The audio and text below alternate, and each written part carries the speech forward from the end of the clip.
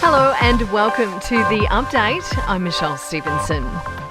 The Finance Minister hasn't ruled out a massive budget turnaround next Tuesday off the back of surging tax revenue and low unemployment. The federal government is tipped to deliver a $100 million surplus in an extraordinary $37 billion turnaround. Minister Katie Gallagher says there are a number of factors at play. A part of that is obviously the things that we're selling overseas, we're getting good money for. Our employment levels are very strong, and that means our payments for people are less than what would have been normally expected to be. So there's a combination of things there. Aged care organisations, meantime, say that an increase in pay should help attract more staff to the sector.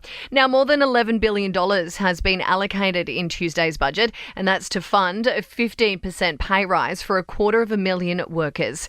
Aged care and community care providers boss Tom Simonson says it is a vital step forward. We've got a huge number of people who are so fatigued from COVID that they really need every incentive possible to stay in the sector. And we have to continue to deliver higher quality care than we've ever delivered. One of the police officers stabbed in rural South Australia yesterday has been released from hospital. The two officers suffered some pretty serious injuries when they were attacked while investigating a complaint about an aggressive dog in Crystal Brook. Westpac has joined its rivals, the National Australia Bank, as well as ANZ, in lifting its home loan rates from next Friday. All three major lenders have passed on the Reserve Bank's 0.25% interest rate rise. Now, Indonesia is considering a tourist tax for visitors to Bali. Government officials say because the island is such a cheap option, it has resulted in low-budget travellers behaving badly. It's hoped the $150 proposed tax will stamp out that bad behaviour. And consumers are being warned not to be misled by organic labelling. It's after a fresh report recommended Australia needs to introduce more regulation to actually ensure that customers are getting what they pay for. Sport and entertainment are next. Now the countdown is on for the NRL's Magic Round this weekend. All of the league's 16 teams are descending on Brisbane for an action-packed 3 days of football at Suncorp Stadium. And Carlos Alcaraz has beaten Karen Khachanov in 2 sets to move into the semi-finals at the Madrid Open.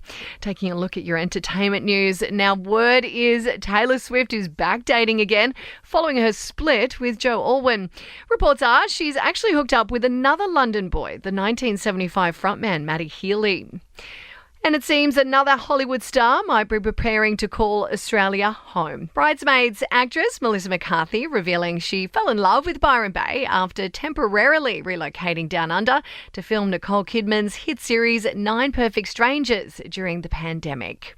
And Bruno Mars has taken to Twitter to offer his love and prayers to Jamie Foxx and his family. The 55-year-old actor remains in hospital nearly 3 weeks after being admitted for an unknown medical condition. And that's the latest from the Nova Podcast News team. We'll have another episode of The Update for you tomorrow. I'm Michelle Stevenson.